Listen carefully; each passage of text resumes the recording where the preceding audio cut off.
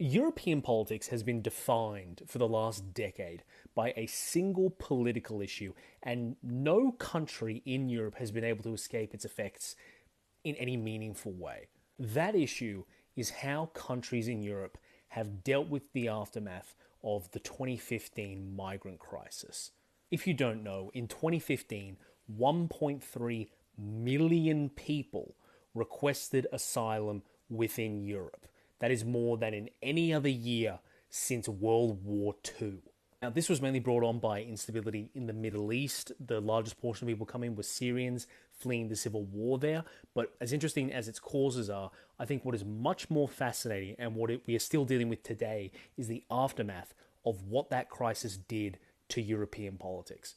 If you've paid any attention to the European political scene, you know that it is defined by two major things. First, rising broad anti-immigrant sentiment and rising skepticism of the EU.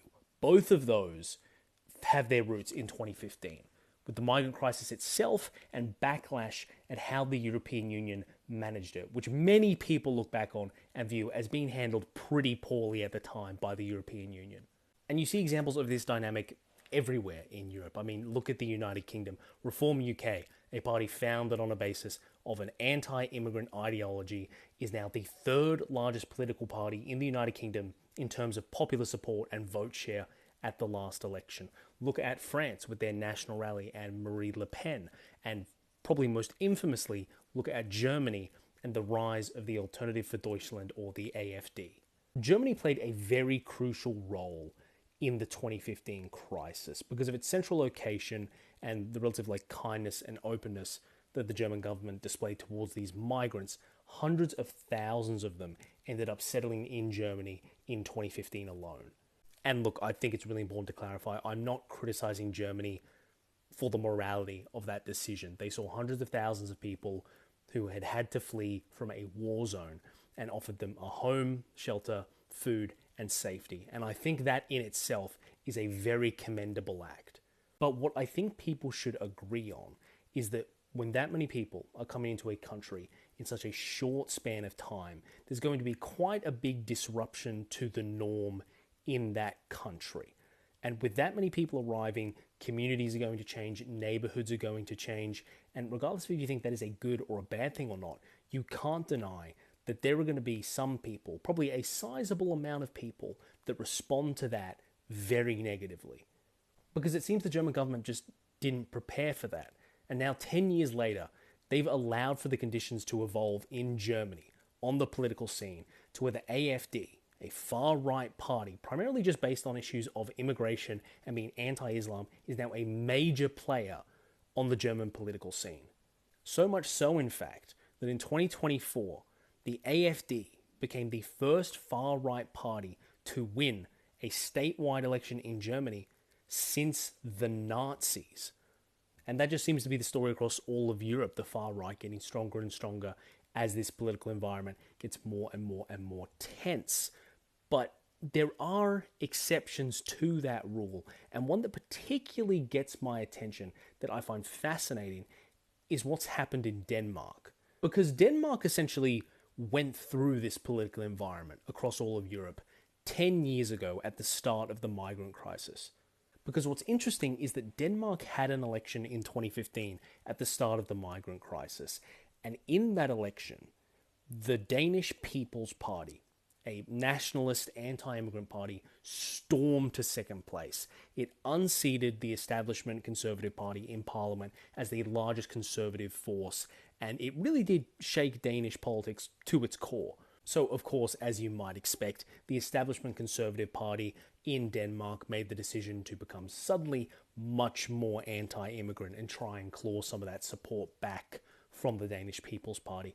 But what was also surprising was that unlike other left-wing parties in Europe, the Social Democrat Party, the major left-wing political party in Denmark, decided that it was going to play ball too. And this is not some weak, vaguely center-left party like what you might expect from the Democrats in the United States. The Social Democrats in Denmark officially associate and identify with socialists in Europe's parliament. And the Social Democrats offered some pretty traditional stuff for their base. I mean, it was kind of a two-handed campaign that they ran in 2019, which was when they said, look, protection of the welfare state, absolutely, environmentalism, reduction in CO2 emissions, and then in the other hand, a promise to crack down on and massively reduce immigration to Denmark. So did that approach work? Yes, it absolutely did. The Danish People's Party, the anti-immigrant party that had stormed to second in the previous election, completely collapsed. It went down to nothing. It was a single-issue party, really in the eyes of most voters, to voice concerns about immigration. And it seems that once both major parties really made that play of, look, we're going to properly address this issue, it completely fell apart. And then suddenly the Social Democrats were in power. And the Social Democrats kept their promise in terms of their extremely anti-immigrant policies that they were going to enact. In 2021, they declared that Syria was sufficiently safe enough for people to start going back. And because of that, they started rejecting the visas of Syrians living in Denmark, much to the EU and the UN's chagrin. And clearly from a political perspective, that worked. Because in 2022, in the next election, the Social Democrats had their best showing in terms of the popular vote in over 20 years. So there's no real incentive, seemingly at all, from the electorate for the Social Democrats to stop with their anti-immigrant stances. At the moment, it seems that integration, interestingly, is not a priority of the Social Democrats at this point.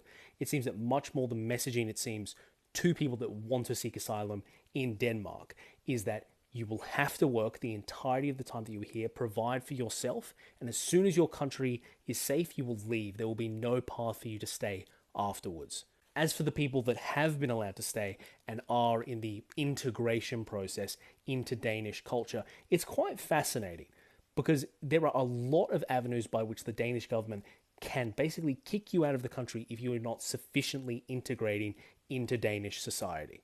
There is regular testing and expectations that you speak Danish. And if you were there with your family, if your children are not learning Danish, that is also something that can be held against you and possibly grounds for deportation. The Danish government has also declared war on this idea of a parallel society. What they see is like this norm of people they consider non-Western living in groupings separate from mainstream Danish society.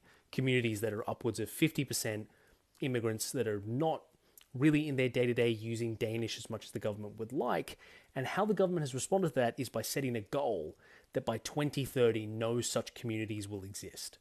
And I mean literally destroy. The Danish government is tearing down buildings that are like public housing and selling them off in the hopes that immigrant communities will not cluster together, but instead integrate into Danish society and become a part of it. This is, of course, serving the greater goal of the Danish government, which is to make Denmark a very, very unappealing place for immigrants and asylum seekers to actually want to go to. The hope there being that if they just do enough of these like hardline, very brutal tactics as they appear, that immigrants or asylum seekers will decide to go to Germany, France, the UK, or Sweden instead of Denmark. I find Denmark so fascinating as a case study because they defeated the hard right. The left did that in Denmark, but they had to stomach something that most left-wing people can't, and that is taking an openly hostile attitude towards immigrants. I think it's something important to think about if you are left-wing, because we have an example of somebody winning in Europe where it's considered unwinnable, that the far right is coming and it is unstoppable.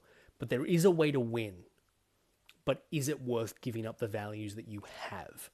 Because that is not a question that I've been able to answer myself, but it's one that I seriously hope that you will think about.